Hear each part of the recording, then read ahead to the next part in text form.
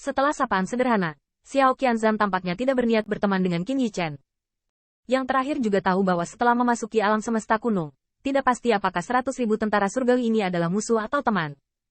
Putri Wenqing juga berbisik pelan. Kayu, pengadilan surgawi, 100.000 tentara, tidak bisa memakan kita. Mereka hanyalah kekuatan di permukaan. Kaisar surga benar-benar ingin berurusan dengan kita. Saya khawatir hal itu telah membuat penyergapan di alam semesta kuno. Tampaknya kekuatan Kaisar surga inilah yang membuat Putri Wenqing cemburu.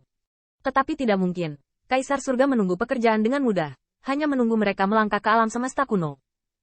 Qin Yichen mengangguk sedikit dan tetap tidak tergerak.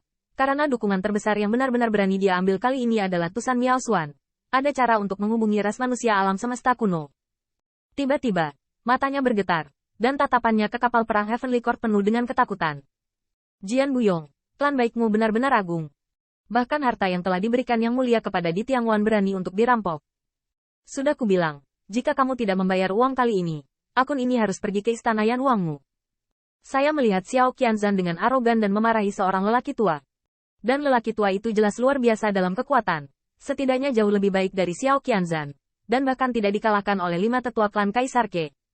Tetapi di depan Xiao Qianzan, dia keras kepala dan tidak berani untuk melihat ke atas.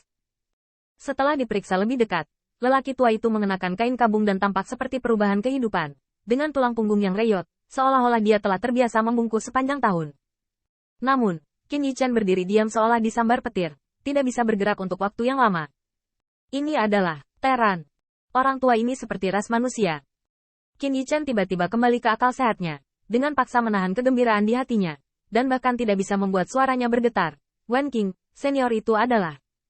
Putri Wenqing melihatnya dan menjelaskan, maksud Anda orang yang ditegur oleh pengadilan surgawi. Orang tua yang dikepalai bernama Jiang Buyong, pemilik istana dari istana Yan Wang. Apakah mereka manusia? Tanda seru. Putri Wenqing mengangguk, ya. Istana Yan Wang. Qin Yichen tiba-tiba merasa bahwa kehidupan kuno dan perubahan ini sangat baik. Istana Yan Wang adalah kekuatan umat manusia di surga kaisar. 2 karakter Yan dan Wang diberi nama sesuai dengan 2 kaisar besar umat manusia. Teran. Keluarga saya. Qin Yichen menarik napas dalam-dalam tiba-tiba, dan tubuh yang diperoleh dengan cepat mengirim pesan ke Miao Xuan Tusan. Senior, Jiang Buyong, Istana Master Jiang, apakah itu dapat diandalkan? Miao Xuan Tusan terkejut, pengadilan surgawi membawa Jiang Buyong bersamanya. Itu benar. Bagaimanapun juga, Istana Yan Wang adalah senjata hebat bagi umat manusia di alam semesta kuno. Miao Xuan Tusan merenung sejenak. Tuan Istana Jiang, dia menanggung penghinaan. Anda ingin mengenalinya? Iya. Ketika kata-kata itu selesai, Qin Yichen berdiri di atas perahu suci dan tiba-tiba berteriak, dari Istana Yan Wang, kemarilah. Jenderal ini ingin bertanya tentang orang-orang liar. Jangan sembunyikan apapun. Xiao Qianzan melirik Qin Yichen, lalu melambaikan lengan bajunya dan mencibir. Ayo, Tuan Istana Jiang. Qin Yichen menyaksikan ras manusia terbang masuk, dan lelaki tua itu masih menundukkan kepalanya dan menekuk tulang punggungnya di depannya, yang sepertinya sudah menjadi kebiasaan. Anda mengikuti saya. Ledakan. Dengan kabin tertutup, Putri Wenqing tertegun, tetapi dia tidak terlalu banyak berpikir, tetapi berpikir tentang bagaimana menghadapi bahaya. Di dalam kabin, pola dao berkedip, dan mahar Putri Wenqing ini luar biasa, dan Qin Yichen duduk di depan, Jin Tu di atas meja. Senior Jiang, Miao Xuan Tusan sedang mencarimu. Jiang Buyong awalnya menundukkan kepalanya, dan ketika dia mendengar ini, dia tidak bisa membantu tetapi mengguncang seluruh tubuhnya. Tetapi hampir pada saat yang sama, harta transmisinya benar-benar memancarkan kekuatan ilahi. Apalagi harta transmisi ini masih belum biasa digunakan olehnya, hanya untuk menghubungi beberapa orang saja, sehingga ia bisa menggunakannya tanpa menganggap umat manusia sebagai musuh. Kamu. Jiang Buyong tercengang, dan segera bayangan Tusan Miao Xuan berkumpul. Dia memandang kedua klannya, tua dan muda, menghela nafas, dan berkata, Istana Master Jiang, apakah kamu pernah mendengar tentang Qin Yichen? Qin Yichen. Tanda seru. Saya Qin Yichen. Untuk waktu yang lama, Jiang Buyong tenggelam dalam keterkejutan yang tak terkatakan. Baru saat itulah dia tahu bahwa sebelum dia menyadarinya, Tusan telah mengubur bidak catur di alam surga kaisar. Dia baru sekarang tahu bahwa bidak catur ini jauh dan dekat di depannya. Namanya Qin Yichen. Dia adalah keturunan naga sejati. Apakah keluarganya sendiri? Yichen, Qin Yichen. Jiang Buyong tercengang. Dia tahu bahwa Tusan Miao Xuan berbicara secara langsung dan tidak akan pernah membohongi dirinya sendiri. Selain itu, begitu identitas Feng Tianxing bocor, itu pasti akan menyebabkan pembunuhan. Ini benar-benar kamu. Qin Yichen tiba-tiba bangkit dan berlutut dengan satu lutut. Yichen memiliki identitas khusus dan tidak dapat menunjukkan warna aslinya. Dengan tubuh bawaan, saya akan mengunjungi Patriark Jiang. Jiang Buyong, kepala istana-istana Yan Wang saat ini, juga merupakan kepala klan manusia Kaisar Surga. Jiang Buyong sangat gembira sehingga tak terlukiskan, dan air mata lama meledak menjadi air mata. Yichen, anakku, bangun. Cepat bangun. Apa Patriark? Orang tua itu hanyalah anjing tua dengan tulang punggung patah yang dipanggil dan diminum oleh semua ras.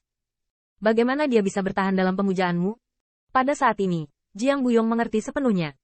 Apakah itu Qin Yichen atau Feng Tianxing? Apa alasan melakukan begitu banyak hal di pengadilan 3000 kedatangan dan alam surga kaisar untuk memprovokasi begitu banyak musuh? Orang tua dan muda sedang duduk di seberang meja kali ini. Jiang Buyong akhirnya bisa mengangkat kepalanya dan melihat langsung. Melihat wajah yang diukir seperti pedang. Dan dia tidak bisa menahan nafas.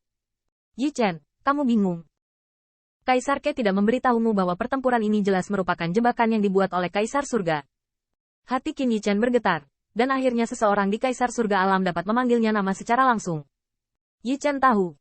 Jiang Buyong menundukkan kepalanya lagi dan tidak berkata apa-apa. Dengan kata lain, keberadaan Istana Yan Wang diam-diam disetujui oleh semua ras, sama seperti mengapa umat manusia masih ada. Dan dalam perjalanan ini, dia juga dipanggil oleh pengadilan surgawi, mengatakan bahwa dia membantu melenyapkan para biadab dan bandit. Faktanya, pengadilan surgawi menggunakan dia sebagai alat tawar-menawar, dan ketika bertemu dengan orang-orang liar kosmik kuno, pengadilan surgawi dapat bernegosiasi dan mengancamnya. Meskipun tujuan utama ekspedisi ini adalah untuk membiarkan jenderal pemberani pedang ilahi Istana Kaisar Ke berkorban di alam semesta kuno. Namun, memang benar bahwa harta karun di Tiangwan dirampok, dan pengadilan surgawi secara alami ingin memulihkannya. Yichen tahu. Qin Yichen mengangguk berat, tapi melihat sang patriark, Yichen memiliki rencana untuk mencari nafkah, yang tidak hanya dapat memecahkan perhitungan rahasia surga, tetapi juga membuat orang-orang di alam semesta kuno bertarung berdampingan dengan Yichen. Jiang Buyong terkejut, dan Qin Yichen melihat bayangan Miao Xuan Tu lagi. Senior, kamu adalah kunci dari rencana ini, dan saya harus memastikan bahwa orang-orang di alam semesta kuno benar-benar tidak melupakan niat awal mereka. Tusan Miao Xuan mengangguk, dan juga terkejut. Tetapi setelah beberapa saat, setelah mendengarkan cerita Qin Yichen, Jiang Buyong mengambil kesempatan besar, seolah-olah dia tidak tertawa begitu bebas untuk waktu yang lama. Rencana yang bagus. Rencana yang bagus. Yichen, jika rencana ini berhasil, Anda tidak akan lagi sendirian di alam surga kaisar. Dan Miao Xuan Tu San menarik napas dalam-dalam dan dengan sungguh-sungguh berkata, alam semesta kuno, berikan padaku.